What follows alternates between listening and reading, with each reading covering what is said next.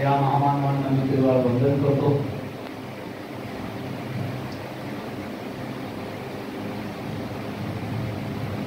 वर्षावासा निमित्त सालाबाद प्रमाणे यावर्षी देखील वर्षावास प्रवचन मालिकेचं आयोजन आपल्या चैत्य स्वरूपामध्ये करण्यात आलं आहे. या प्रसंगी मुंबई प्रदेशचे उपाध्यक्ष सुनील मनसोडेजी ज्यांनी मला परिचय हातात करून दिलाय ते मुंबई प्रदेशचे संघटक महादेव गायकवाडजी, या ठिकाणी उपस्थित असलेले जुने जाणते आणि एकेकाळी संस्थेचे राष्ट्रीय सचिव असलेले आदरणीय एस.आर. कांबळे साहेब, इथे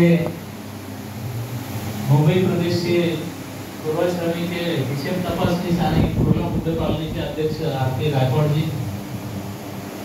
निकाळजे साहेब, हडसुळे, त्यांचं आगमन झालेलं आहे. यावर आमचे वानखेडे साहेब बसलेले आहेत, धुमाळे साहेब, बरीच मंडळी आहेत की ज्यांची नावं या ठिकाणी घेऊन अधिक वेळ न घेता आपण सर्वांना सविनय जयभीम करतो.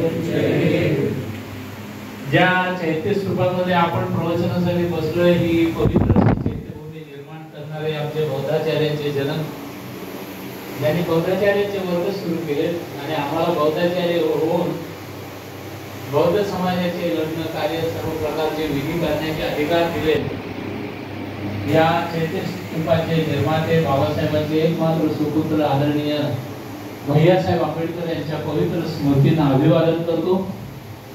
त्याचप्रमाणे भारतभर बौद्ध धर्माचा प्रचार आणि प्रसार करण्यासाठी बाबासाहेबांच्या सुनबाई आणि भैयासाहेबांच्या पत्नी आदरणीय बाळासाहेब आंबेडकर आणि भीमराव आंबेडकर, आनंदराज आंबेडकर यांच्या मातोश्री आदरणीय महाउपासिका मीराताईजी आंबेडकर, त्यांना आणि त्यांच्या 47 वर्षाच्या धर्मकार्याला मी त्रिवार वंदन करतो. या ठिकाणी संस्थेचे बरेच काही ट्रस्टी वगैरे आहेत, सगळ्यांचे नाव घेण्याची आवश्यकता नाही, उपस्थित असले तर नाव घ्यायला पाहिजे. पण आदरणीय भीमराव आंबेडकर आमच्या संस्थेचे राष्ट्रीय कार्याध्यक्ष म्हणून त्यांचं नाव घेतलं पाहिजे, कारण ते आज मीराताईंचा वारसा घेऊन भारतभर धर्म प्रचार करण्यासाठी जात आहेत. त्यांच्याही कार्याला वंदन करतो. आणि आज या ठिकाणी क्रांती, प्रतिक्रांती आणि आजची विद्यमान स्थिती हा जो विषय मला या ठिकाणी देण्यात आलाय, त्या विषयावर आपल्याला कसा न्याय देता येतो त्या दृष्टिकोनातून मी विषयाला या ठिकाणी सुरुवात करतो. आपण क्रांती, अनेक वेळेला क्रांती हा शब्द ऐकतो, प्रतिक्रांती ऐकतो. आणि क्रांती म्हटलं तर जगामध्ये अनेक प्रकारच्या क्रांत्या झालेल्या आहेत. सर्वप्रथम जगामध्ये कुठे क्रांती झाली तर ती इंग्लंडमध्ये क्रांती झाली, औद्योगिक क्रांती झाली. फ्रान्समध्ये लोकांनी त्यांच्या न्याय हक्कासाठी क्रांती केली होती.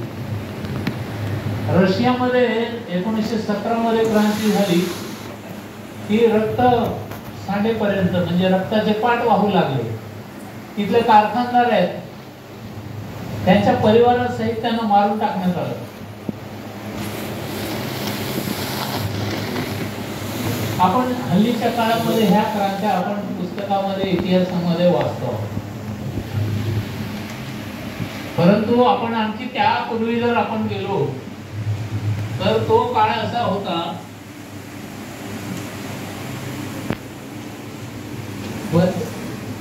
क्रांती आणि प्रतिक्रांती, आणि प्रतिक्रांतीनंतर पुन्हा एकदा क्रांती, क्रांतीनंतर पुन्हा एकदा प्रतिक्रांती. म्हणजे त्याप्रमाणे दिवस आणि रात्र याचा लपंडाव सुरू असतो. दिवस संपला की सकाळी सूर्य जसा उगवतो तशी पहाट होते, सूर्य उगवला की हळूहळू दिवस उगवतो. आणि सूर्य मावळेपर्यंत हा दिवस तसा एकदा अंधार झाला, चंद्र कधी कधी आकाशातच नसतो आणि मग अंधार म्हणजे दिवसा उजेड आणि रात्री अंधार. तर जसा दिवस आणि रात्र एकमेकांचा पाठलाग करत असतात, तशा प्रकारे हजारो वर्षानंतर का होईना, परंतु एकदा एखादी क्रांती झाली तर तिच्या पाठोपाठ क्रांतीला देखील, प्रतिक्रांतीला देखील सुरुवात होते. आता हे मी म्हणत नाही, इतिहास ज्या ज्या लोकांनी लिहिलेला आहे, जे जे महापुरुष होऊन गेले, ज्यांनी इतिहासाचा सखोल अभ्यास केला आहे, त्यामध्ये परमपूज्य डॉक्टर बाबासाहेब आंबेडकरांचा देखील समावेश होतो. बाबासाहेब आंबेडकरांनी सुद्धा त्यांच्या अभ्यासामधून आपल्या समाजासाठी जे काही लिखाण करून ठेवलेलं आहे, त्यामध्ये त्यांनी तो काळ होता, त्या काळामध्ये ब्राह्मणी भारत होता. ब्राह्मणी भारतानंतर बौद्ध भारत होता आणि बौद्ध भारतानंतर पुन्हा एकदा ब्राह्मणी भारताचं वर्चस्व इथे निर्माण झालंय. हा विषय जाणीवपूर्वक आपल्याला या ठिकाणी दिला आहे. आता आज आम्ही इथे बौद्धाचार्य म्हणून अभ्यास केलाय, श्रामणेर म्हणून अभ्यास केलाय, किंवा केंद्रीय शिक्षक म्हणून काही लोक झालेले आहेत. वरवरचा आपण अभ्यास करतो. बौद्धाचार्य म्हटलं की फक्त आपले हे वंदना सूत्रपठण पाठांतर करणे आणि समाजामध्ये मग एखादं नामकरण असेल, लग्न विधी असेल, या विधी कुठे जे मर्यादित येणारे ज्या काही विधी आहेत त्या पाठांतर करणे आणि त्याप्रमाणे तो विधी संपन्न करणे, आपलं धर्मदान घेणे आणि चालू करणे. परंतु पुढे जाऊन तुम्ही केंद्रीय शिक्षक झालात तर आपल्याला समाजामध्ये प्रबोधनात्मक विषय घेऊन जावे लागतात. कारण समाजाला आपल्याला जागृत करायचं आहे, समाजाला याची जाणीव करून द्यायची आहे. तुम्ही जन्माला आलात आणि या जगातून एक दिवस नष्ट झालात, म्हणजे जीवन आणि मरण या दरम्यानचा जो काही कालावधी तुम्ही जीवन जगता आहात, तेवढ्या पुरता तुम्ही अभ्यास केला आणि तुमचं जीवन संपलं असं नाही. या जगाला इतिहास आहे आणि या इतिहासामध्ये अनेक गोष्टी घडतात आणि ह्या घडलेल्या गोष्टी कुठेतरी नमूद केल्या जातात, त्याचा इतिहास लिहिला जातो. कदाचित या चैत्यभूमीचा देखील इतिहास कुठेतरी लिहिला जाईल. चैत्यभूमी एकेकाळी नव्हती. 1964 साली भैयासाहेब आंबेडकरांनी समाजातून पैसा गोळा केला आणि ही इमारत इथे उभी करून ठेवली. म्हणून आज लाखो लोक इथे बाबासाहेबांच्या अस्मितेचं दर्शन घेण्यासाठी येतात.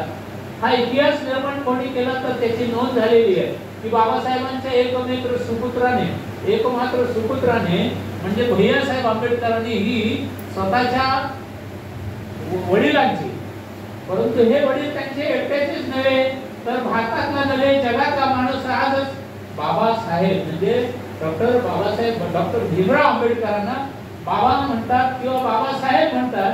म्हणजे आज आम्ही आमच्या जन्मदात्या आई वडिलांना तेवढी किंमत देत नाही, कारण त्यांनी आम्हाला काय केलं असतं, शिकवलं असतं. परंतु ज्या जीर्ण रूढी परंपरा होत्या त्या रूढी परंपरेनं ते जे काही व्यवसाय करत होते तोच व्यवसाय आम्हाला दिला असता.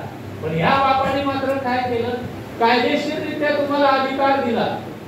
ज्या जातीनं ज्या धर्मानं तुम्हाला जे जे काही जबरदस्तीने तुमच्यावर लादलेले जे काही कार्यक्रम होते की तुम्ही या जाती जन्माला आला, तुम्ही हे काम केलं पाहिजे, ही सर्व गुलामगिरीची जोपडं या डॉक्टर बाबासाहेब आंबेडकरांनी मोडून तोडून टाकली, फेकली, जाळून टाकली.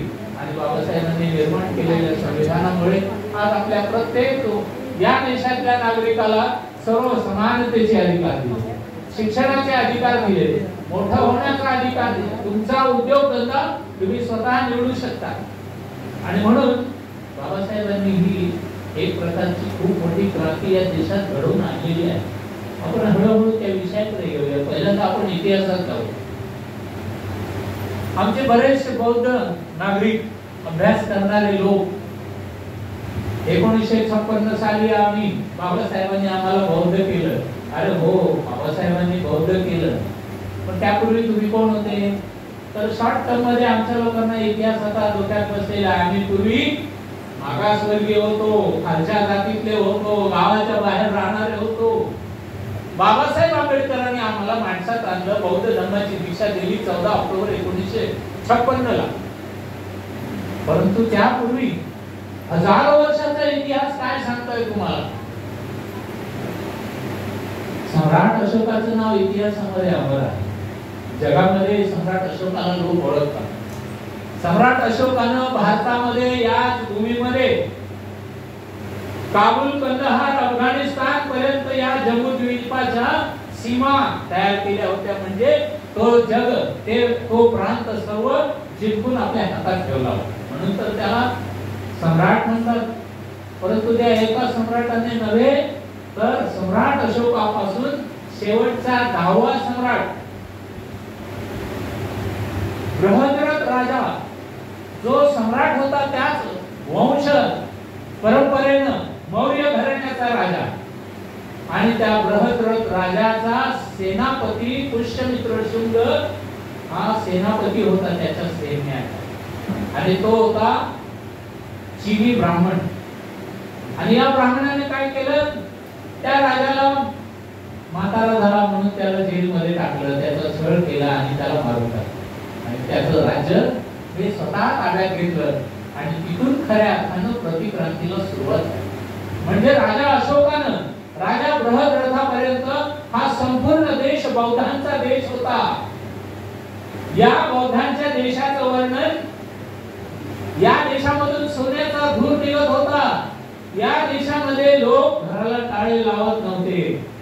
या देशामध्ये आलेल्या रस्त्याने माणूस आला तर त्याला 2 दिवस पाहुणा म्हणून राहण्यासाठी, फुकट जेवण्यासाठी माणसं सोय करत.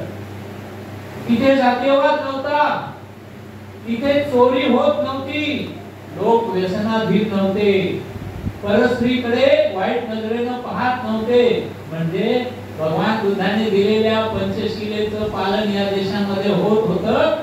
हे हा बौद्धांचा देश होता. आणि या बौद्धांच्या देशामध्ये चोऱ्या होत नव्हत्या, मारामाऱ्या होत नव्हत्या. या ठिकाणी कोणी कोणाला मारत नव्हतं, सगळे श्रीमंत होते. आणि म्हणून जगातले जे काही राज्य आहे, देश आहे, त्या देशांच्या इतिहासामध्ये या देशाची नोंद आहे की हे देश सोने की चिडिया आहे. या देशातून सोन्याचा धूर निघतो. मग काय सोनं जाळत होतं की काय? इथे नाही, सोन्यासारखे लोक होते, सोन्यासारखं बोलत होते, सोन्यासारखे लोक या देशामध्ये प्रेमाने नांदत होते. कोणी कोणाशी शत्रुत्व करत नव्हता. खरं तर ही बुद्धाची शिकवण आहे. बुद्धानं पंचशिलामध्ये हेच सांगितलेलं आहे. आणि मग या बौद्धांच्या राज्यामध्ये इथून तिथून जातीयवाद नव्हता. ज्याला पाहिजे तो व्यवसाय त्या काळात करत होता.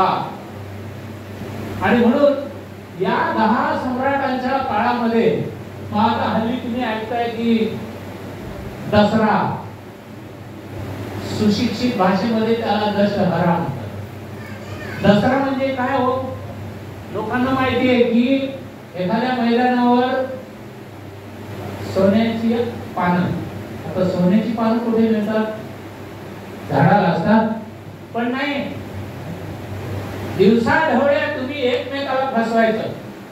चला सोनं लुटायला शिवाजी पार्कच्या मैदानावर. अरे आपल्याच्या झाडाची पानं तोडून आणायची आणि ते त्या मैदानावर ठेवायची आणि सगळ्यांनी जाऊन जोर जबरदस्तीने ज्याच्या हातामध्ये जेवढे सोन्याची पानं म्हणजे आपल्याच्या झाडाची पानं मिळतील ते सोनं लुटायला जायचं. म्हणजे दिवसा ढवळ्या तुम्ही ती सोनं लुटताना ती पानं घेऊन जा ना सोनाराच्या दुकानामध्ये, की बाबा त्याला सांगा हे सोनं लुटून आणलंय दसऱ्याच्या मुहूर्तावर शिवाजी पार्क मधून, या सोन्याची आम्हाला काहीतरी किंमत द्या. आज सोनं किती रुपये तोळा आहे?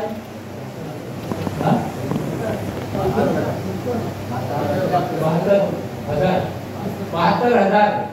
किमान 4 पानं घेऊन जा, 1 तोळा नाही तर 1 खादीच घेऊन. तुम्हाला 72 पैसे ते दिवसा डोळे फसवणूक नाही का? तो दसरा नव्हे, दशहरा आहे. दश म्हणजे 10 आणि 10 लोक हरवले, त्याची फसवणूक केली. आणि या 10 राजांची 10 मुंडके त्या मैदानामध्ये एका याला जोडतात आणि त्याला फटाके लावतात किंवा त्याला आग लावतात आणि 10 मुंड्यांचा त्याला म्हणतात रावण. कशाला? काही जोडलेलं आहे. हे जे 10 सम्राट होत गेले ते बौद्ध राजे होते सम्राट, आणि त्यांची सत्ता संपवली आणि तिथून हिंदूंची सत्ता सुरू झाली, याचा आनंद लोकांना दाखवण्यासाठी किंवा त्यांनी तो दिवस साजरा करावा म्हणून आम्ही या 10 लोकांना हरवल्याचा तो इतिहास आहे. आणि म्हणून लोकांना सांगायचं असतं या 10 तोंडांना आम्ही जाळून टाकलं.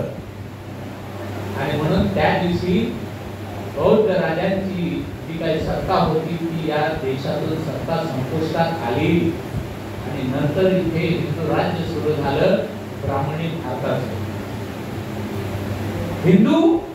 हिंदूंची व्याख्या कधी आपण ऐकलेली असेल तर हिंदू, काही लोकांना वाटतं आम्ही हिंदू आहे, लोक सांगतात गर्व से कहो हम हिंदू आहे, परंतु तुम्ही जर इतिहास काढला तर छत्रपती शिवाजी महाराज ज्या वेळेला त्यांनी 16, 15, 20 किल्ले जिंकले आणि त्यावेळेला त्यांनी भटा बामणाला बोलवलं आणि सांगितलं की मी आता माझा राज्याभिषेक करू इच्छितो, मी सुद्धा सम्राट झालोय, मी छत्रपती आहे. तेव्हा ब्राह्मणांनी त्याला तोंडावर सांगितलं की हे शिवाजी, राजाच होता तो, परंतु त्या राजाला सुद्धा तोंडावर बोलण्याची ताकद त्या ब्राह्मणाला होती. तो ब्राह्मण तिथे तोंडावर बोलला, हे छत्रपती शिवाजी राजा, तू क्षत्रिय नाहीस, तू शूद्र कुळातला आहेस, आणि तू शूद्र आहेस किंवा तू जरी क्षत्रिय असला तरी तुझा राज्याभिषेक मला करता येणार नाही, कारण तू जन्माने शूद्र आहेस. 4 वर्ण हिंदू धर्मामध्ये ब्राह्मण, क्षत्रिय, वैश्य आणि शूद्र. फक्त ब्राह्मणालाच अधिकार आहे सर्व विधी संपन्न करण्याचे. आणि क्षत्रिय जन्माला आला की त्याला राजसिंहासनावर बसण्याचा.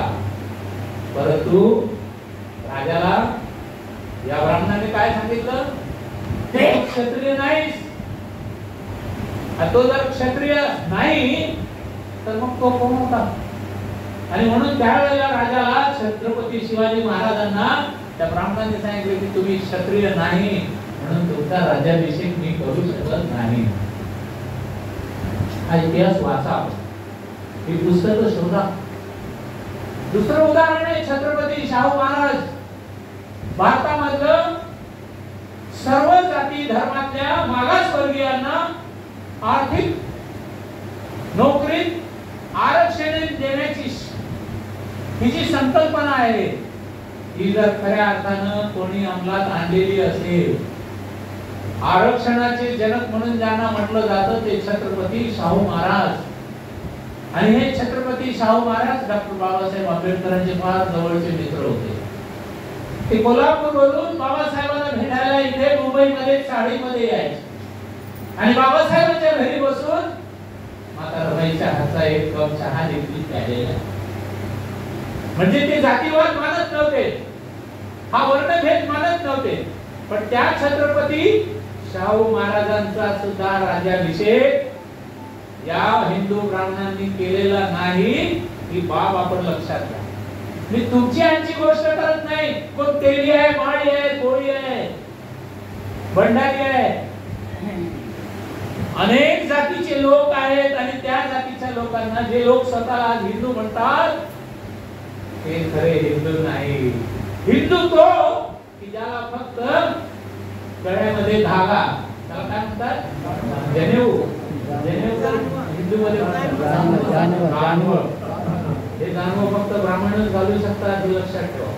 तुम्ही जा ना एखाद्या ब्राह्मणाकडे जा आणि सांगा की मी हिंदू आहे आणि मला माझा विधी करा आणि मला जानवं द्या, लाटेने तुडकेल तुम्हाला धरून. काय समजतो स्वतःला? अरे जन्मानं तुला शूद्र घराण्यात तुझा जन्म झाला, तू शूद्र आहे, तुला हा जानवं धारण करण्याचा अधिकारच नाही, तुला धर्मावर बोलण्याचा अधिकार नाही. तुझी जेवढी संपत्ती आहे ती ब्राह्मण कधी लुटून घेऊ शकतात. तुला स्वतःचं घर दार नसतं, तुला स्वतःचा सोना चांदीचं दागिने वगैरे वगैरे घालण्याचा अधिकार नाही, चांगले कपडे घालण्याचा अधिकार नाही, कारण हे सर्व मनुस्मृतीत लिहिलेलं आहे, मनुस्मृतीच्या कायद्याने नाकारलेलं आहे. मग बाबासाहेबांनी काय केलं? अहो मनुस्मृती घेऊन त्या रायगडाच्या पायथ्याची जाळली नाही का? त्यांचे जे मित्र होते ब्राह्मण, त्या ब्राह्मणांच्या हस्ते मनुस्मृतीचं एक पान काढलं आणि ते पान त्या होमामध्ये जाळून टाकलं आणि या भारतातल्या लोकांना सांगून टाकलं यापासून हा कायदा संपला, जाळून टाकला.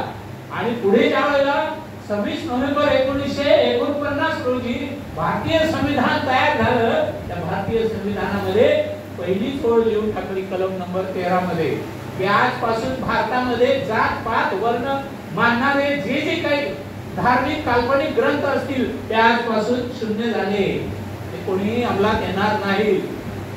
अरे ही क्रांती नव्हे तर काय?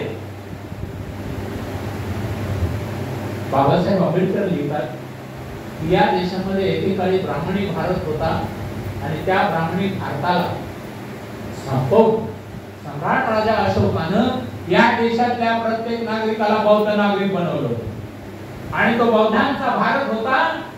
पुष्यमित्र शुंगाने मात्र प्रतिक्रांतीला सुरुवात केली, बृहद्रथ राजाचा खून करून, आणि तिथून खऱ्या अर्थानं हिंदू धर्माचे नवीन नवीन ग्रंथ जन्माला आले. भगवान बुद्धाचा ग्रंथ तुम्ही पाहिला, त्यांचा जन्म, त्यांचं घर सोडून जाणं, तशाच पद्धतीनं त्यानं काल्पनिक ग्रंथ तयार केले, रामायण आणि महाभारत. आणि या भारतातल्या लोकांना पुन्हा एकदा मूर्ख बनवलं. डोळे असून आंधळे बनवलं, तोंड असून त्यांना मुके बनवलं, कान असून बहिरे बनवलं, हातपाय असून त्यांना लुळे पांगळे बनवले. कारण त्यांच्या ग्रंथामध्ये लिहिलं गेलं की तुम्ही शूद्र ब्राह्मण शूद्र असाल तर तुम्हाला धर्मग्रंथ काय अभ्यास करण्याची अनुमती नाही, परवानगी नाही. आणि म्हणून आजचा जो मागासवर्गीय समाज तुम्हाला जो दिसतोय त्याची बुद्धिमत्ता काम करत नाही. तो एकदम अनाथासारखा वागतो. त्याला आई बाप नाही, त्याला घरदार नाही, त्याला अंगावर कपडा लत्ता नाही, त्याला शिक्षण नाही. हजारो वर्षापासून त्यांच्या पिढ्यांकडे ज्यांना शिक्षण मिळालं नाही त्यांची बुद्धी भ्रष्ट झाली. त्यांना दारू प्यायला घालणे, त्याला शेतावर कामाला पाठवणे आणि त्याला गुलाम बनवणे, जेवढं सांगितलं तेवढंच करायचं. अरे शेती वगैरे त्यांच्याकडे हजारो एकर 100 एकर हाताचे आंबे घेतले आणि त्यांच्या जमिनी इथल्या सावकारांनी इथल्या ब्राह्मणांनी लिहून घेतल्या आणि पुन्हा आम्हा गोरगरिबांना भूमिहीन केलं, गरीब केलं, भिकारी केलं. गावामध्ये राहायला नाही, जंगलात जा राहा. मग ते जे जंगलामध्ये पडून गेलेत ना, त्यांची घरदार जाळली, ते झाले आदिवासी. आता आमचे लोक म्हणतात ते मूल निवासी आहे. मूल निवासी कसे काय झाले? अरे मुळातच त्यांचे आई बाप दादा, त्यांचे आजोबा पंजोबा या देशामधले रहिवासी मूल निवासी आहेत. त्यांचाच हा भारत आहे. ब्राह्मण हा भारतात जन्माला आलाच नाही. ब्राह्मण हा भारताच्या बाहेरून भारतामध्ये आला आणि इथे येऊन लोकांवर दादागिरी केली, लोकांना जिंकलं, त्यांच्या बायका पळवल्या. ब्राह्मण हे त्यांच्या बायका पोरं सोडून आले त्यांच्या देशात आणि इथं आल्यानंतर त्यांनी मग त्यांचा इतिहास घडवला आणि प्रतिक्रांतीला सुरुवात केली. आणि या प्रतिक्रांतीमध्ये सर्वांवर जुलूम केला, जबरदस्ती केली, अत्याचार केले, अन्याय केले. आणि मग या अन्याय अत्याचाराखाली जे लोक दडपले गेले, मग या देशाचा विकास होणार तरी कसा? आज इंग्लंडमध्ये आपण ऐकतो, अमेरिकेमध्ये, जर्मनीमध्ये मोठमोठे सायंटिस्ट जन्माला येतात, विद्वान जन्माला येतात. आपल्या घरी एखादं मड, एखादा माणूस संपला, हे जगातून निघून गेला, तर आमच्या घरातले आई बाप भाऊ बहीण दिवस रात्र कसा त्याचा बसेपर्यंत ओरडून रडतात, दुःख करतात. कारण ते बिचारे पूर्वीपासून नादान, त्यांना इतिहास कळला नाही, त्यांचा अभ्यास झाला नाही की या जगाचा नियम आहे हा. 2500 वर्षापूर्वी बुद्धाने या देशातल्या नव्हे जगातल्या लोकांना सांगितलं की जो माणूस एक दिवस जन्माला येतो त्याचं आयुष्य संपल्यानंतर एक दिवस या जगातून नष्ट होतो, त्याचा पुनर्जन्म होत नाही, त्याचं भूत झालेलं असतं. भूत म्हणजे काय? त्याचा पास्ट टेन्स आहे, तो भूतकाळ आहे, कालपर्यंत तो होता. आमच्या ह्या लोकांना आजही ते कळत नाही. ब्राह्मणांनी कर्मकांड करायला सांगितलं, 10वा दिवस, 11 दिवस, 12 दिवस, 13 दिवस एवढे लोक जेवायला लागला म्हणजे तुम्हाला पुण्य मिळेल. आज हे जेवण करा म्हणजे तुमचे माता पिता स्वर्ग लोकात बसले ते तृप्त होतील, तुम्हाला आशीर्वाद देतील. आहे का एका पत्री आई बाप कोणीतरी आकाशातून किंवा स्वप्नात येऊन सांगितले ते आम्ही इकडे फार मजेत आहोत. आई वडील मेले तुमचे आणि त्या ब्राह्मणाच्या स्वप्नात जाऊन सांगतायत की आम्ही फार, परंतु गेले 12-15 महिने झाले इकडे तुपाचा फार तुटवडा आहे, तूपच नाही खायला मिळत. मग 1.25 किलो तूप घेऊन ये, इथे मी होम हवन करतो, त्याच्यामध्ये थोडंसं तूप जाळायचं, उरलेलं तूप ब्राह्मणाने खायला घरी घेऊन जायचं, पोरा बाळांना ते तूप खाऊ घालायचं, मस्त धष्टपुष्ट व्हायचं आणि तुम्हाला मात्र बुद्धीने गुलाम करून ठेवायचं. आम्ही आमचं घरातलं कष्टाचं कमवलेलं ब्राह्मणाला नेऊन द्यायचं. ही एक प्रकारची तुमची होणारी लूट. कोण थांबवणार होतं? कायद्यानं बाबासाहेबांनी सर्वच काही केलं. इथे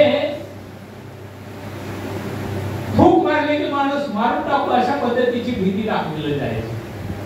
जादू टोना, काळी जादू, अनेक प्रकारच्या अज्ञानी संकल्पना तुमच्या आमच्या मनावर त्यांनी ठसा उमटवला होता. म्हणजे मानसिक दृष्टिकोनातून आम्हाला गुलाम बनवलेलं होतं. त्याच्यामध्ये फक्त बाबासाहेबांचा समाजच होता असं नाही ना. मातंग समाज आहे, ढोर समाज आहे, चमार समाज आहे, अनेक नावं घेता येण्यासारखी आहेत की आजही त्यांचं शोषण केलं जात आहे. साधी गोष्ट आहे. गणपती बाप्पा एकच देव आहे ना, आज घरोघरी देव बसवतायत लोक आणि प्रत्येक देवाची पूजा करण्यासाठी ब्राह्मण यावा लागतो, त्याची प्रतिष्ठापना करावी लागते. त्याला 10व्या दिवशी, 5व्या दिवशी, 3ऱ्या दिवशी, 1.5 दिवशी ज्या वेळेला तुम्हाला त्याचं विसर्जन करायचं असतं तेव्हा सुद्धा ब्राह्मण पूजेला लागतो. एका ब्राह्मणाने एका दिवसात 10 पूजा केल्या ना, 2,500 रुपये एका पूजेचे घेतले. ते एका दिवसात त्याला 10 पूजेचे 25,000 मिळाले. रोजगार हमी योजना. आणि ही संकल्पना मी नाही सांगत आहे, ही इतिहासात तुम्ही जर वाचली तर महात्मा ज्योतिराव फुलेंनी ही संकल्पना सांगितली आहे. बाबासाहेबांनी ज्यांना गुरु मानलंय,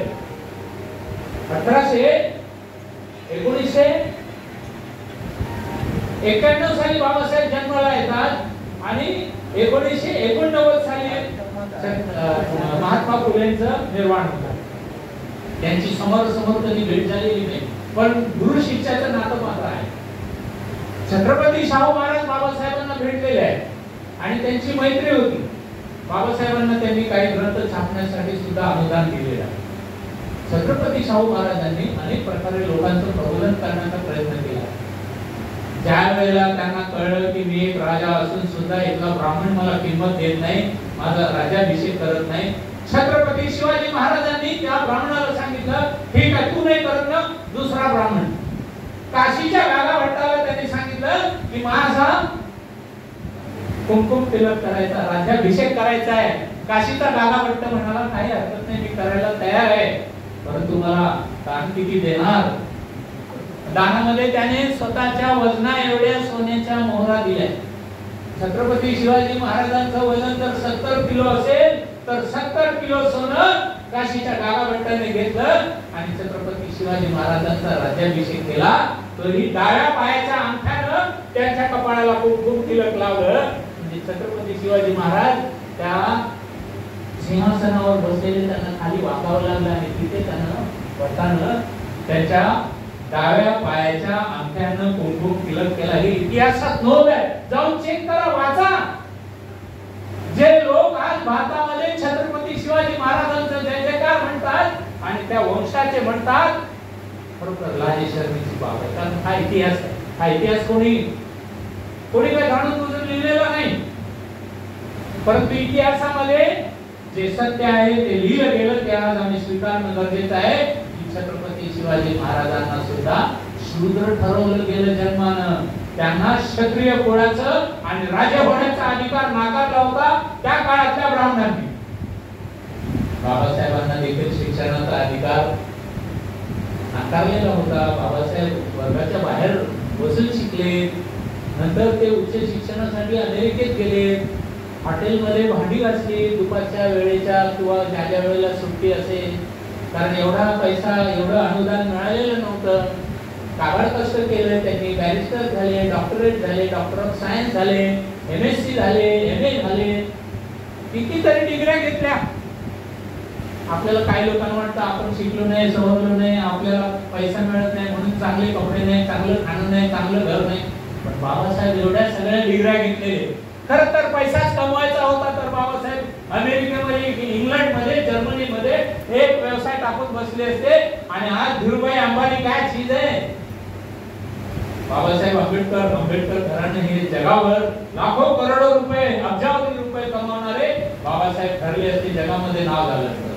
पण बाबासाहेब म्हणाले नाही, मला पैसा कमवण्यासाठी हे शिक्षण घेतलेलं नाही.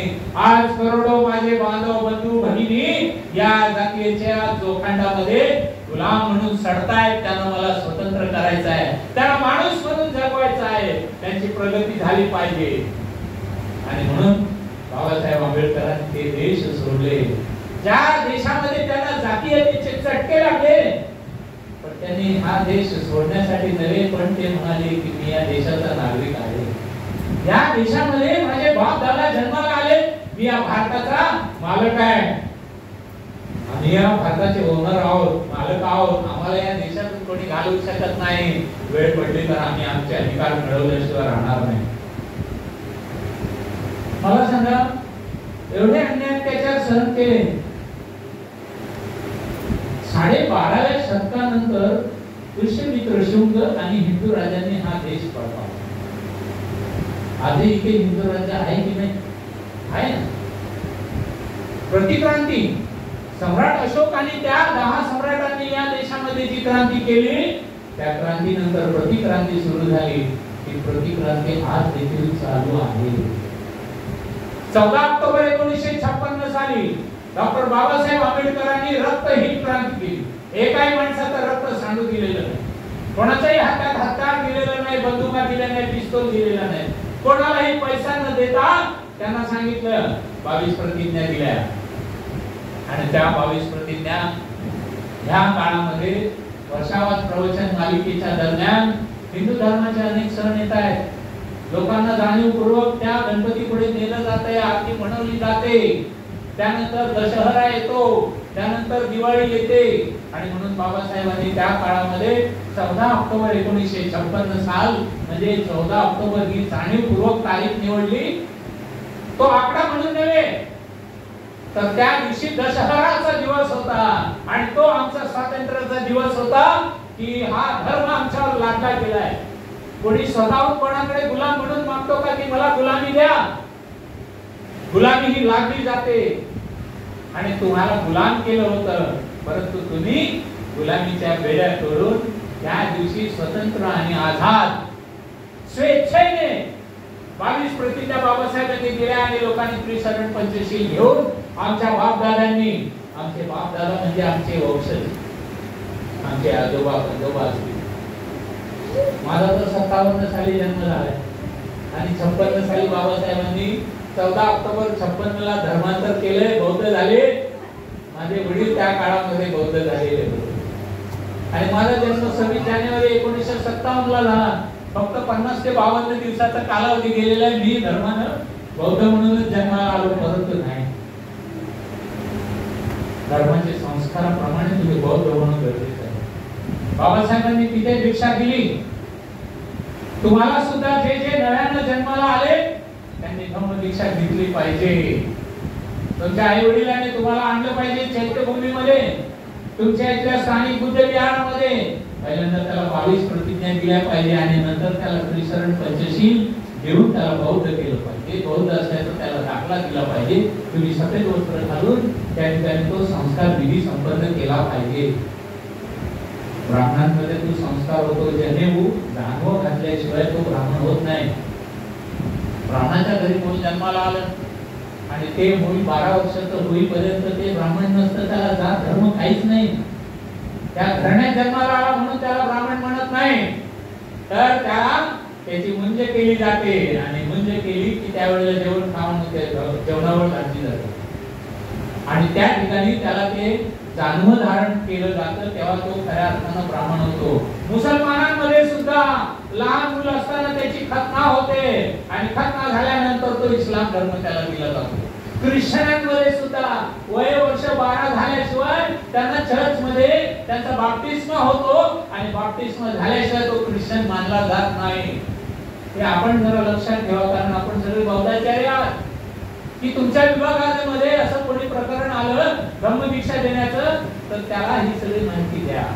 लहान मुलं असताना 12 वर्षाचे असताना त्यांना ही धम्मदीक्षा दिली गेली पाहिजे. आणि म्हणून डॉक्टर बाबासाहेब आंबेडकरांनी ही जी संस्था निर्माण केली, या संस्थेसाठी कायदा बनवलाय, याची घटना बनवलेली आहे, नियम बनवलेले आहे आणि ते बौद्धाचार्यांना हे या आपल्या शिबिरांमधून शिकवले जातात. त्याचं आपण पालन केलं पाहिजे. कारण बाबासाहेबांनी जग पाहिलेलं होतं. बाबासाहेब धर्मांतराची 1935 साली घोषणा करतात. त्यावेळेला त्यांना ख्रिश्चन पाद्री येऊन भेटतात, त्यांना बायबल देतात आणि सांगतात doctor Babasaheb Ambedkar, why don't you accept our Christianity? हे आमचा ख्रिश्चन धर्म या बायबल मध्ये लिहिलेला आहे, हे सेपरेट म्हणून स्वीकारा. तेव्हा डॉक्टर बाबासाहेब आंबेडकर त्या बायबल देणाऱ्या फादरला म्हणतात, फादर हे जे बायबल आहे हे कोणतं एडिशन आहे, कोणतं एडिशन आहे म्हटल्यानंतर त्या फादरला घाम उठला, कारण त्याला माहिती नाही ते किती एडिशन आहे. बाबासाहेबांनी तेव्हा त्याला सांगितलं की तुमच्या माहितीसाठी सांगतो माझ्याकडे 18 एडिशन्स आहेत. राजग्राममध्ये त्यांनी ठेवलेले होते, ती पुस्तक आणून दाखवले. Father see these are all editions and which is this one? हे तुम्ही आणलेले एडिशन कुठलं आहे? म्हणजे बाबासाहेबांचा अभ्यास ख्रिश्चन धर्माचा होता, जगाच्या सर्व धर्मांचा अभ्यास बाबासाहेबांनी केलेला होता. त्यांच्याकडे अथॉरिटी होती, पॉवर होती आणि म्हणून बाबासाहेब आंबेडकरांनी घोषणा केली 1935 साली आणि प्रत्यक्षात दीक्षा घेतली 14 ऑक्टोबर 1956 साली. मध्ये किती कालावधी गेला? किती? 21 वर्ष. 21 वर्ष बाबासाहेब आंबेडकरांना धर्मांतर करण्यासाठी एवढा कालावधी लावला. या कालावधीमध्ये त्यांनी अनेक धर्मांचा अभ्यास केला. या धर्मांमध्ये ख्रिश्चन धर्मामध्ये गॉड आहे, गॉड. काही वाईट झालं तर तिथे चर्च मध्ये जावं लागतं आणि चर्च मध्ये जाऊन फादर तिकडे बसलेले असतात आणि तिथे जाऊन कबुली जबाब द्यावा लागतो की मी माझ्या हातून आज असं असं घडलेलं आहे, माफ करा, आता उद्यापासून असं करणार. ब्राह्मणांमध्ये सुद्धा तसंच आहे. या सर्व धर्मांचा अभ्यास करून बाबासाहेब आंबेडकरांनी ठरवलं की तिकडे एक सुपर पॉवर आहे, गॉड आहे, ब्रह्मा विष्णू महेश आहे, ईश्वर आहे, अल्लाह आहे. बौद्ध धर्मामध्ये मात्र नाही ईश्वर, नाही अल्लाह, नाही देव, नाही गॉड. सुपर पॉवर कुठेच नाही. भगवान बुद्ध म्हणतात तुम्ही सुद्धा बुद्ध होऊ शकता. म्हणजे बुद्ध होण्याचे गुण तुमच्यामध्ये प्रत्येक मानवामध्ये आहे. फक्त मानवामध्ये असलेल्या ज्या काही कमतरता आहेत, त्यांच्यामध्ये असलेल्या ज्या काही चुकीच्या गोष्टी आहेत, त्या चुकीच्या गोष्टी जर आपण पुसून काढल्या, त्या चुकीच्या गोष्टी आपण जर त्या शुद्ध केल्या. बाबासाहेबांचा बुद्ध आणि त्यांचा धर्म आपण पाहिलाच आहे. पाहिला किती लोकांनी पाहिला? नाही, मी विचारत नाही प्रश्न, फक्त पाहिलाय का तुम्ही? शेवटच्या पानावर तुम्ही पाहिले का बाबासाहेबांनी कविता लिहिलेली आहे? हा, प्रतिज्ञा आहेत ना. प्रतिज्ञा आपण करूया. आपल्या सगळ्यांमध्ये खूप दोष आहेत, ते दोष दूर टाकण्याचा. ही जर प्रतिज्ञा आपण वाचली ना तर मला वाटते खऱ्या अर्थानं आपण विचार करायला लागू. हे जग खूप मोठं आहे, अनंत आहे, अनंत अनादी अनेक वर्षापासून हे जग आहे आणि पूर्वापार असंच पुढे चालत राहणार आहे. तुमचं आयुष्य म्हणजे या जगाच्या आयुष्याच्या हिशेबाने क्षण बघूर आहे. म्हणजे काल जन्माला आले आणि गुडगुड्यासारखे गेले, 50, 60, 70, 80 वर्ष या जगाच्या हिशेबाने तुमचं वय काय हो? काहीच नाही ना. जग खूप मोठं आहे आणि या जगामध्ये असलेले जे लोक आहेत, तुम्ही त्या हिशेबाने कुठे बसता? पण तेवढ्या काळामध्ये तुम्ही माणूस म्हणून जगायला शिका. एक महत्त्वाची गोष्ट आहे, की प्रतिक्रांती म्हणजे सुरुवातीला क्रांती घडली सम्राट अशोकांच्या 10 सम्राटांनी, पुष्यमित्र शृंगानंतर इथे प्रतिक्रांती झाली, हजारो लोकांचे मर्डर झाले, खून झाले, घरं जाळली, वस्त्या जाळल्या.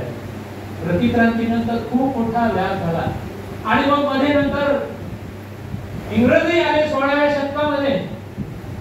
इंग्रज आल्यानंतर पुन्हा हे त्यांच्याशी हातात हात मिळवत राहू लागले. त्यांचे राज्य तसेच ठेवायचे, पण इथली शेतकरी मंडळी, इथली गावातली कामगार मंडळी, इथले अलुते बलुतेदार मात्र तसेच्या तसेच राहिले.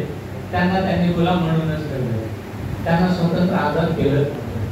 आणि मग डॉक्टर बाबासाहेब आंबेडकरांना या देशामध्ये जिवंत कानून व्यवस्था, न्याय व्यवस्था आणायची. आणि मग इथे बाबासाहेब आंबेडकरांच्या मागे कोणता असा मतदार होता? इतर जातीचे धर्माचे लोक बाबासाहेबांचा महार समाजच त्यांच्या बरोबर नव्हता. चांभार समाज त्यांना विरोध करत होता, मांग समाज त्यांना विरोध करत होता.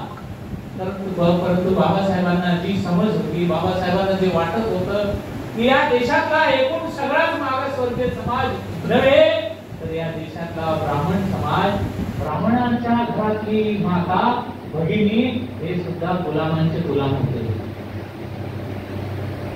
थोडंसं आपण मागे गेलो की आमच्या महात्मा ज्योतिबा फुलेंच्या पत्नी सावित्रीबाई फुले यांना स्वतःच मुलबाळ झालं नाही.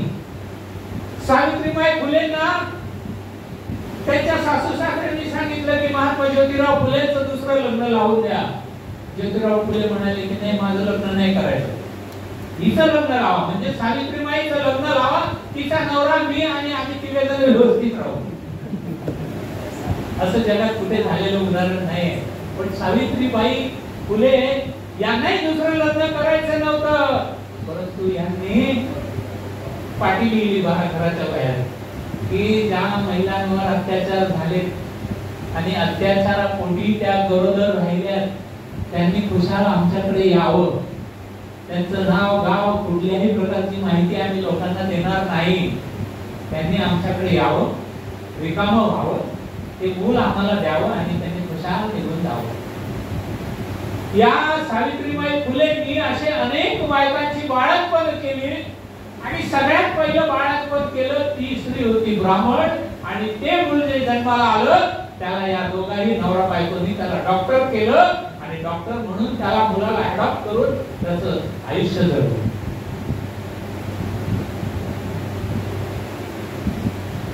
बघा, ते ब्राह्मण समाजातली स्त्री ही गुलाम नव्हती तर काय होतं?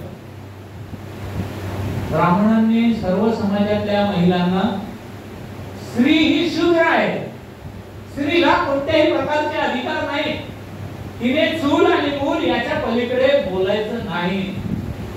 घरातल्या लोकांचं स्वयंपाक करणे, जेवू घालणे आणि मुलं पैदा करणे एवढंच काम घरात ब्राह्मण महिलेला अधिकार नव्हते. खरं म्हटलं तर डॉक्टर बाबासाहेब आंबेडकरांनी भारतीय राज्यघटना लिहिताना नागरिकत्वाचा अधिकार या देशातल्या प्रत्येक नागरिकाला दिला आहे. कलम नंबर 17 मध्ये बाबासाहेबांनी सगळी जातीयता नष्ट करून टाकली. कलम नंबर 19 मध्ये प्रत्येकाला नागरिकाचा अधिकार दिलाय, त्यामध्ये ब्राह्मण महिलांनी दिला. आणि मूलभूत अधिकार, जे 7 प्रकारचे मूलभूत अधिकार आहेत ते आता त्यांनी 6 प्रकारचे ठेवले. संपत्तीचा अधिकार हा गोठवलाय. लिमिटेड संपत्ती तुम्ही करू शकता, तुम्हाला आता अनलिमिटेड संपत्ती करता येत नाही. फक्त नियम कोणासाठी आहे? तुमच्यासाठी, माझ्यासाठी. धीरूभाई अंबानीची मुलं आहेत ना, त्यांच्यासाठी हा नियम दिसत नाही.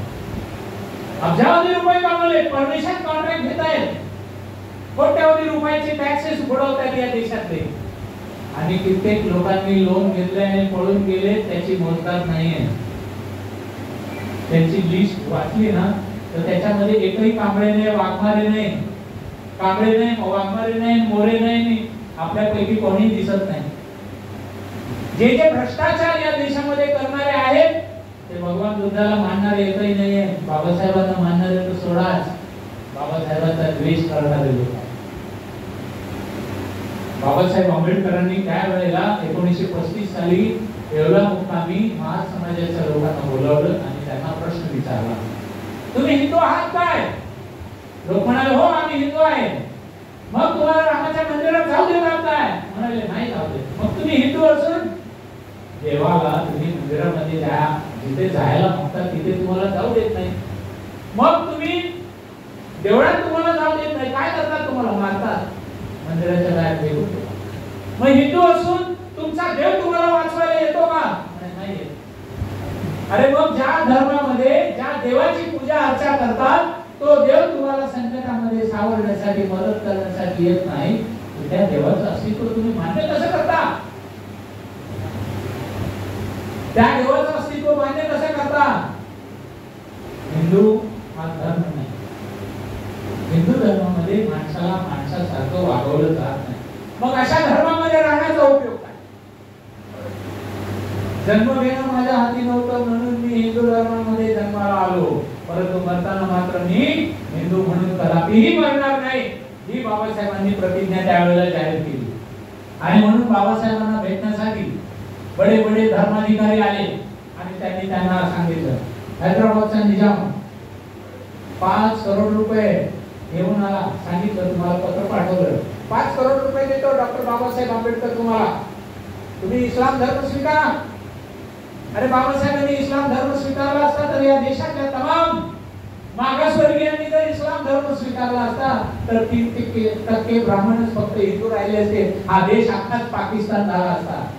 बाबासाहेबांनी निर्णय घेतला तो उगाच नाही, म्हणून आज भारत देश म्हणण्याची जागा आपल्याला आहे.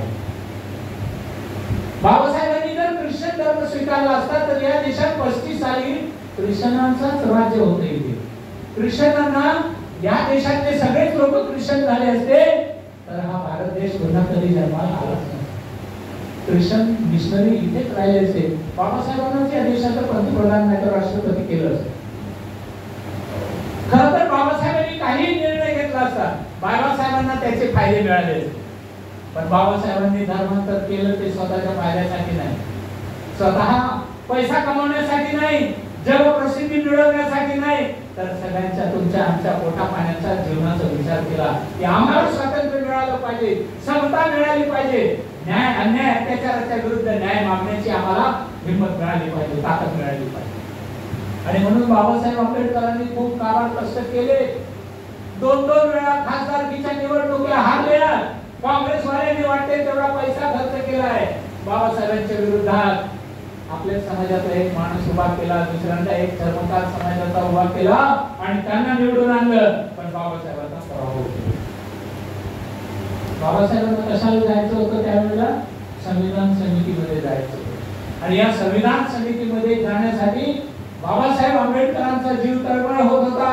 बॅरिस्टर झाले, कायद्याचं नॉलेज आहे, जगातल्या अनेक घटनांचं नॉलेज आहे, ज्ञान आहे. पण करायचं शेवटी बाबासाहेबांचे एक मित्र होते पूर्व बंगालमध्ये, आताचा तो बांगलादेश आहे. पूर्व बंगालमध्ये बाबासाहेब आंबेडकरांना त्यांचे एक मित्र होते बॅरिस्टर जोगेंद्रनाथ मंडल. आणि या बॅरिस्टर जोगेंद्रनाथ मंडल यांनी ते निवडून आलेले होते. त्यांनी राजीनामा दिला की जागा रिकामी केली आणि बाबासाहेबांना त्यांनी पत्र लिहून कळवलं की तुम्ही इथे या, मी राजीनामा देतो, या जागेवर तुम्ही उभे राहा, तुम्हाला आम्ही निवडून आणतो आणि संसद भवनात पाठवतो. आणि झाले तसं. बाबासाहेबांकडे कुठे पैसा होता? पैसा त्यांनी खर्च केलाय. बाबासाहेब आंबेडकर पूर्व बंगालमध्ये गेले आणि तिथले नमोशूद्रा नावाचे, म्हणजे इथं आपण महार समाजाचे म्हणतो, तिथले नमोशूद्रा मुसलमान आणि मागासवर्गीय अशा आणि या सर्व लोकांनी मिळून बाबासाहेबांना प्रचंड मताने निवडून दिलं. तेव्हा बाबासाहेब आंबेडकर भारतीय संविधान समितीमध्ये खासदार म्हणून गेले. इंग्रजांनी पुन्हा चाल केली म्हणजे या काँग्रेसच्या नेत्यांनी सांगितलं की भारताची फाळणी करायची. या सगळ्या घटना 1946 साली घडल्या. 1947 साली 15 ऑगस्ट 1947 साली भारत स्वतंत्र झाला आणि 14 ऑगस्ट 1947 साली म्हणजे एक रात्री अगोदर पाकिस्तानला स्वातंत्र्य देऊन टाकलं आणि भारताची फाळणी केली. इकडचा जो पूर्व पाकिस्तानचा जो भाग आहे म्हणजे बंगाल आहे तो फाडला आणि बंगाल पूर्व बंगाल म्हणून पाकिस्तानला दिला आणि इकडे पंजाब फाडलाय आणि त्या लोकांना पेशावर, कराची, पाकिस्तान बनवला. म्हणजे भारताला दोन बाजूला शत्रू निर्माण केले. ही इंग्रजांची चाल, परंतु इथल्या हिंदू नेत्यांची चाल होती. डॉक्टर बाबासाहेब आंबेडकरांचा जो मतदारसंघ आहे तो खालसा करायचा. मग आता बाबासाहेब आंबेडकरांची खासदारकी रद्द झाली, त्यांचा मतदारसंघच गेला. आता पुन्हा निवडणूक लढवण्याची पाळी यायची. कुठे निवडणूक लढवायची, कुठून आणायचा एवढा पैसा? ही सर्व प्रतिक्रांतीची लक्षणं आहेत. आपल्या विरोधातल्या शत्रू पक्षाच्या माणसाला डोकं वर काढू द्यायचं नाही, त्यांना कुठल्याही प्रकारे सक्षम होता येणार नाही, पैसा मिळू देणार नाही, लोकप्रियता नाही, त्याची पुस्तकं नाही, त्याचं साहित्य नाही, त्याचा समाज नाही. सर्व प्रकारे म्हणजे राजकीय दृष्ट्या, आर्थिक दृष्ट्या, सामाजिक दृष्ट्या सर्व दृष्टिकोनातून त्या शत्रू पक्षाच्या माणसाला कमकुवत करायचं ही प्रतिक्रांतीची लक्षणं आहेत. तर तुम्ही आम्ही एवढे वर्ष शिकू शकत नव्हतो, याचं कारण काय? धर्माचा आधार घेतला, धर्माचा कायदा सांगितला आणि तुम्हाला आम्हाला शिक्षणापासून दूर ठेवलं. आणि तोच प्रकार इंग्रजांनी आणि इथल्या नेत्यांनी मिळून ठरवला. बाबासाहेबांचा मतदारसंघ गायब केला आणि शेवटी मग बाबासाहेब आंबेडकर देखील हुशार होते, ब्रिटिशांकडे गेले, इथल्या राज्यकर्त्यांचे कान धरले जाऊन. का म्हणे तुम्हाला भारत देशाला घटना लिहिण्यासाठी घटना करणे तुम्हाला सापडत नाही कोणी? पंडित जवाहरलाल नेहरूंची बहीण विजयालक्ष्मी पंडित त्यावेळेला फ्रान्स या देशाच्या अँबॅसेडर ज्याला म्हणतात, राजदूत म्हणतात, तिथे त्यांची नेमणूक. पंडित जवाहरलाल नेहरूने फोन करून आपल्या बहिणीला सांगितलं की ताई, तुमच्या देशामध्ये कोणी घटना करणे आहे का? तुमच्या फ्रान्स मध्ये जर असेल तर तिथे क्रांती होऊन गेलेली होती आणि हे जे मूलभूत अधिकार आहेत सगळ्यात पहिल्यांदा निर्मिती फ्रान्स मध्ये झाली, फ्रान्सच्या राज्यघटनेमध्ये आली. आणि मग विजयालक्ष्मी पंडित ताईंना त्यांनी फोन करून सांगितलं की कोणी घटना तज्ञ असेल तर त्या भारत देशाची स्वतंत्र राज्यघटना आम्हाला लिहायची आहे. आणि मग त्या बाईंनी दोन चार लोकांना विचारलं. बाबासाहेबांच्या बरोबर ज्यांनी बॅरिस्टर ती मिळवलेली होती ते मित्र त्यांना भेटले आणि म्हणाले, अहो ताई, काकेत कळसान गावाला वळसान, अरे तुमच्याच देशामध्ये बॅरिस्टर डॉक्टर आंबेडकर आहेत की? अरे तो सगळ्यात हुशार माणूस आहे, जगात त्याचं नाव आहे. आज तुम्ही गेलात ना तर अमेरिका कोलंबिया युनिव्हर्सिटी असेल, ब्रिटिशांची लंडन स्कूल ऑफ इकॉनॉमिक्स असेल, तुमच्या जर्मनीची बॉन युनिव्हर्सिटी असेल, ग्रेझिंग इन्स्टिट्यूट मध्ये बॅरिस्टर बाबासाहेब झालेले आहेत. फक्त 8 ते 9 महिन्यामध्ये त्यांनी 2.5 वर्षाचा जो अभ्यासक्रम आहे तो फक्त 9 महिन्यात पूर्ण केला आणि बॅरिस्टरची पदवी मिळवली. बाबासाहेबांची बुद्धिमत्ता, त्यांचं वाचन, त्यांची अभ्यास करण्याची पद्धत फार वेगळी होती. आज असा असामान्य माणूस पैदा होणे नाही. बाबासाहेब आंबेडकरांचा जन्म, बाबासाहेब आंबेडकरांचं शिक्षण, त्यांचं ज्ञान कधी झोपत होते आणि कधी खात होते आणि कधी नाही. त्यांनी एवढं लिखाण केलंय, आज आमचे चेहरे अद्याप ते वाचलंच होत नाही. 22 ग्रंथ घेऊन आलो, ही रायटिंग्स अँड स्पीचेस. एक ग्रंथ वाचायला गेलो, 2 पानं वाचली की काय लिहिलं ते समजत नाही. काय लिहिलं असेल त्यांनी, काय बुद्धिमत्ता असेल, काय त्यांची भाषा असेल आणि एवढं त्यांनी लिहिलं कसं? खूप मोठे प्रश्न येतात. बाबासाहेब आंबेडकरांनी भारतीय राज्यघटनेच्या याच्यामध्ये प्रवेश मिळवला. त्या बाईंनी शेवटी त्यांना सांगितलं की बाबा, डॉक्टर आंबेडकर तुमच्या देशातच आहे, त्यांना भेटा, त्यांना बोलवा. गांधी सुद्धा बॅरिस्टर होते आणि गांधींनी सांगितलं की बाबा डॉक्टर आंबेडकर आहेत नाही, यांना तुम्ही द्या. खरं म्हटलं तर हा मोठा प्रचार असू शकतो, कारण ते डॉक्टर बाबासाहेब कोण आहे हे बॅरिस्टर गांधीला माहित नव्हतं.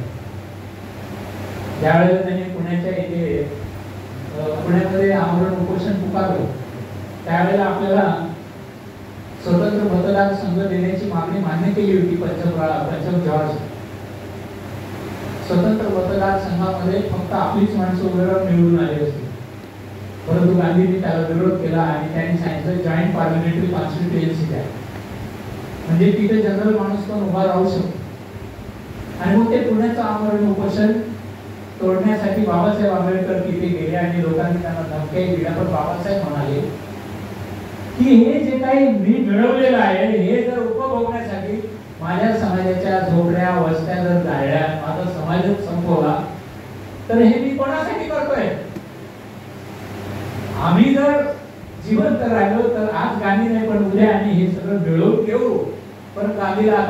मरता मरता वाचवलं पाहिजे. बाबासाहेब आंबेडकरांनी भारतीय राज्यघटना लिहिण्यासाठी ज्या वेळेला ती कॉन्स्टिट्यूएंट असेंब्ली झाली, त्यामध्ये ड्राफ्टिंग कमिटी झाली. त्या ड्राफ्टिंग कमिटीमध्ये जे सदस्य 6 लोक दिले हे उच्चवर्णीय होते, श्रीमंत होते, मोठे मोठे जमीनदार होते, संस्थानिक होते, त्यांच्याकडे करोडो अब्जावधी रुपयाची संपत्ती होती. आणि म्हणून बाबासाहेबांच्या हाताखाली काम करणं त्यांना शोभत नव्हतं. म्हणून 2 लोक आजारी पडले, 2 लोक मेले, 2 लोक परदेशात निघून गेले. हा थोडक्यात इतिहास. पण बाबासाहेबांनी हिंमत सोडली नाही. या सर्व दिवस रात्र काम करण्यामुळे बाबासाहेबांना टोकाची शुगर झाली, त्यांच्या गुडघ्यांमध्ये चरबी झाली, त्यांना चालता येत नव्हतं, मानेवर चरबी झाली, मधुमेह झाला, ब्लड प्रेशर झालं, अनेक प्रकारच्या व्याधी झाल्या. पण बाबासाहेब आंबेडकरांना कारण जेवणाचा वेळ नाही, अभ्यास करत राहणे, लिहिणे, वाचणे. शेवटच्या दिवसात दिल्लीमध्ये एक सेक्रेटरी घेऊन भारतीय राज्यघटना पूर्ण केली. 2 वर्ष 11 महिने आणि 18 दिवस घेऊन आणि ती घटना पार्लिमेंट मध्ये सादर केली. भारतामध्ये काय, जगामध्ये अशा पद्धतीची घटना आपल्याला कुठेही पाहायला मिळणार नाही. अशी सांगण्याचं तात्पर्य असं आहे की या प्रतिक्रांतीला रोखण्याचं काम 14 ऑक्टोबर 1956 साली डॉक्टर बाबासाहेब आंबेडकरांनी लाखो लोकांचं धर्मांतर केलं. आणि तिथून या क्रांतीची पुन्हा एकदा सुरुवात झालेली आहे की एक दिवस माझा हा समाज या देशाची राज्यकर्ती जमात म्हणून उदयाला आल्याशिवाय राहणार नाही. हा बाबासाहेब आंबेडकरांनी दाखवलेला विश्वास, त्या विश्वासाला मात्र आमचा समाज आज पात्र ठरत दिसत नाही. कारण ज्यांना बौद्ध बनवलं, आज तोच बौद्ध माणूस देवाला जातोय, नमस्कार करतोय, उपास करतोय, त्याच्या घरातली मंडळी बौद्ध नाही. बाबासाहेबांनी दिलेल्या सगळ्या सोयी सुविधा, आरक्षण, शैक्षणिक सवलती यांचा फायदा मात्र आमचा समाज घेतोय. आमचा समाज नव्हे, इतर मागासवर्गीय सुद्धा, एससी, एसटी, ओबीसी आणि जे धर्मांतरित बौद्ध झालेले आहेत, ते बाबासाहेब आंबेडकरांनी जो काय त्यांनी त्याग केलेला आहे, स्वतःच्या जीवनामध्ये हाल, अपेक्षा, दुःख सहन केलेलं आहे, दुःख, दारिद्र्य सहन केले. अरे त्यांचं पोटचं लेकरू त्यांच्या डोळ्यासमोर वारलंय, मेलंय. त्याला ताप आला, सर्दी, खोकला झाला, डॉक्टरकडे नेण्यासाठी त्यांच्या खिशात पैसा नव्हता. मेल्यानंतर त्यांच्या अंगावर टाकायला सफेद कापड, 1.25 मीटरचं कापड देखील कफन म्हणून टाकायला नव्हतं. माता रमाईने स्वतःच्या साडीचा पदर एक काढला आणि त्या कपड्यामध्ये गुंडाळून केले. काय दुःख झेललं असेल त्या माणसानं, महामानवानं. कोणासाठी? जर तुमच्या आमच्यासाठी जर बाबासाहेब आंबेडकरांनी एवढ्या कष्टा खाल्ल्या आणि एक मॅन मिलिटरीचा तो, आणि त्याने या देशाला हलवून सोडलं. एक जातीयवादी माणूस बाबासाहेबांच्या विरोधात बोलू शकला नाही. भारताची राज्यघटना तिथे संमत झाली. बाबासाहेबांनी देश स्वातंत्र्य मिळवलं. नंतर 56 साली इथे धर्मांतरित बौद्ध समाज निर्माण केलाय. परंतु आज लोकांना त्या 22 प्रतिज्ञांचा विसर पडलाय. आमच्या याच्यातली शिकलेली सवरलेली मंडळी प्रश्न करतायत की तो काळ काय होता, आज काळ बदललेला आहे. आज ब्राह्मणांच्या मुली आमच्या लोकांच्या घरामध्ये येऊन नांदतायत. अरे पण तुमच्या मुली त्यांच्या घरामध्ये जातायत का?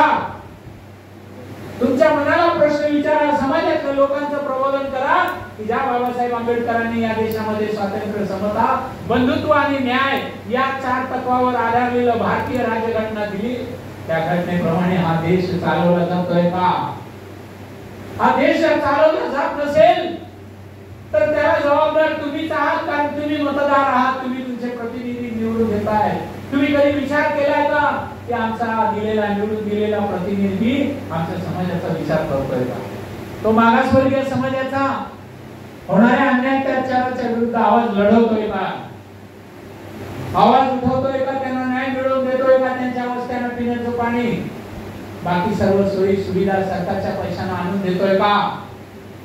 आपल्या घरातल्या मुलांना खऱ्या अर्थानं घरामध्ये आज परिस्थिती अशी आहे की भिंतीवर भगवान बुद्ध आणि बाबासाहेबांचे फोटो आहेत, परंतु तुमची मुलं परीक्षेला जाताना किचन मध्ये, स्वयंपाकघरामध्ये असलेल्या देवीच्या पाया पडतायत. तर त्यांची आई सांगते त्यांना. आणि या सर्वांवर उपाय म्हणून महाउपासिका मीराताई आंबेडकर यांनी 24 प्रकारची प्रशिक्षण शिबिर सांगितली.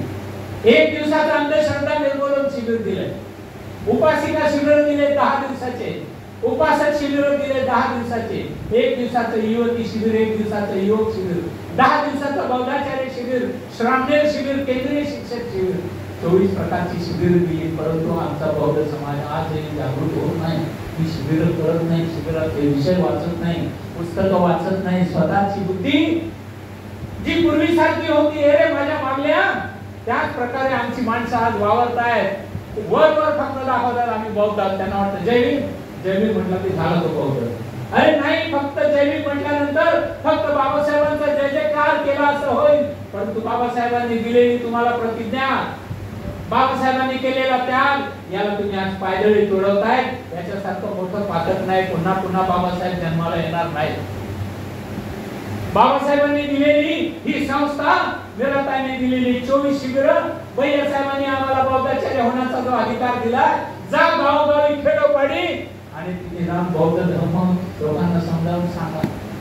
तुम्ही तुमचा राजकीय प्रतिनिधी निवडून देण्यासाठी सक्षम झाला नाही, पण बाबासाहेबांचं रक्त मात्र जसा बाबासाहेबांनी समाज सोडला नाही, इंग्लंड अमेरिकेमध्ये स्वतःचं घरदार बनवलं नाही, इथेच राहिले ते. या जातीवाद्यांच्या देशामध्ये घरात राहिले. दादर सारख्या ठिकाणी बाबासाहेबांनी राजगृह बांधलं. ते तर खरं लायब्ररी म्हणून बांधली होती, नंतर कालांतराने ते तिथे राहायला आले. बाबासाहेबांचं म्हणणं होतं की अरे या देशाचं राजकारण तुमच्या हातामध्ये आलं पाहिजे, या देशाचे सत्ताधारी तुम्ही झाले पाहिजे. बाबासाहेबांच्या नंतर भैया साहेबांच्या नंतर निराताईने राजकारण केलं नाही. पण त्यांची जी 3 मुलं आहेत, बाळासाहेब आंबेडकर या देशामधल्या तमाम एससी, एसटी, ओबीसी, मायनॉरिटी 85% लोकांना एकत्रित आणून या महाराष्ट्रामध्ये निवडणुका लढवून आमचे प्रतिनिधी, त्यांनी सत्ता कधी पाहिलेली नाही. सत्तेपासून हजारो वर्ष जे वंचित राहिलेले आहेत, ज्यांना व्यवसाय नाही, ज्यांना शिक्षण नाही, पोट भरून जेवण मिळत नाही, अशा लोकांना बाबासाहेब आंबेडकरांच्या तत्वावर, त्यांच्या पावलावर पाऊल टाकून या देशामध्ये परिवर्तन आणण्याची भाषा आदरणीय बाळासाहेब आंबेडकर करतात. आमचे किती लोक बाळासाहेबांच्या पक्षाला मदत करतात. अरे नका जाऊ राजकारणामध्ये, पण मतदार म्हणून तुम्ही मतदानाचा जो हक्क तुम्हाला आहे, तो मात्र तुम्ही बाळासाहेब आंबेडकर तुम्हाला जो आदेश देतील, जो तुम्हाला उमेदवार देतील, त्याला कृपया द्या. म्हणजे बाळासाहेबांचा उमेदवार जर निवडून आला तर बाळासाहेब आंबेडकर फक्त बाबासाहेब आंबेडकरांचाच इतिहास वाचून हे सर्व घडवण्याच्या मागे चाललेले आहे. हे आपण विसरून चालणार नाही. आपल्याला पुन्हा एकदा क्रांती घडवायची आहे. आणि बाबासाहेबांच्या म्हणण्याप्रमाणे रक्ताचा एकही थेंब न सांडवता पुन्हा एकदा रक्तहीन क्रांती आपल्याला या देशात घडवायची आहे. की राजकारणाच्या माध्यमातून धर्माने तुम्ही बौद्ध व्हा. धर्म बौद्ध धम्म आहे. धर्म म्हणजे तिथे कर्मकांड आहे आणि धम्म म्हणजे तिथे न्याय, नीती, सदाचरण, चांगला आचरण आहे, अंधविश्वासापासून मुक्त आहे. म्हणून धम्म लोकांना सांगा. आम्ही धर्म म्हणून सांगत नाही, तर बौद्ध धम्म लोकांना सांगा, घडवा, त्यांची मन साफ करा, स्वच्छ करा. आणि जे घाणेरड्या राजकारणाला जिथे बळी पडतायत, अरे 500ची नोट, हजार रुपये दिले म्हणून, आणि संध्याकाळी मटन बिर्याणी, चिकन बिर्याणी आणि दारूची 90ची बाटली मिळते म्हणून जर समाज कुठेतरी महान पडत असेल, तर आजची स्थिती आम्हाला बदलायची आहे. मी जी सांगतो की आजची स्थिती आहे, ही आजची स्थिती बदलून पुन्हा आम्हाला जर इथे बाबासाहेबांच्या मार्गावर जायचं असेल, तर आदरणीय बाळासाहेब आंबेडकर आम्हाला काही वेगळं सांगत नाही. ते जे बाबासाहेबांनी सांगितलं तेच आम्हाला आज बाळासाहेब सांगतायत. म्हणून आम्हाला बाळासाहेबांच्या मार्गदर्शनानुसार येणाऱ्या राजकारणामध्ये आम्हाला सुद्धा या देशामध्ये बदल घडवण्यासाठी काम करावं लागणार आहे. आणि तो बदल म्हणजे क्रांती होय. खूप मोठा बदल जो कोणालाही अपेक्षित नाही, असा बदल जर समाजामध्ये घडवायचा असेल, त्याला म्हणतात क्रांती, प्रतिक्रांती आणि नंतर पुन्हा एकदा क्रांती आपल्याला या देशामध्ये करायची असेल. आपण जर खरोखरच बाबासाहेब आंबेडकरांचे अनुयायी असाल, तर आज आपल्या मनामध्ये कोण गाठ बांधा. येणाऱ्या निवडणुकीमध्ये आम्हाला आमच्या समाजाला न्याय देणारा प्रतिनिधी निवडण्यासाठी आम्ही दिवस रात्र स्वतःच्या खिशातले पैसे घालून आम्ही बाळासाहेबांच्या उमेदवाराला निवडून आणण्यासाठी राजकारण करू. घरात बसून बाहेर पडायची गरज नाही, भाषण करायची गरज नाही, वस्त्यांमध्ये आवाज देऊन घोषणा देण्याची गरज नाही, शत्रुत्व करण्याची गरज नाही. धम्मसंस्थेला आमची धम्मसंस्था माय संस्था मानून हे मार्गदर्शन फक्त घ्या आणि पुढे चला, एवढीच एक अपेक्षा आपल्याकडून व्यक्त करतो आणि माझे लाभलेले 2 शब्द इथेच थांबवतो. जय हिंद, जय बुद्ध, जय भारत, जय संविधान.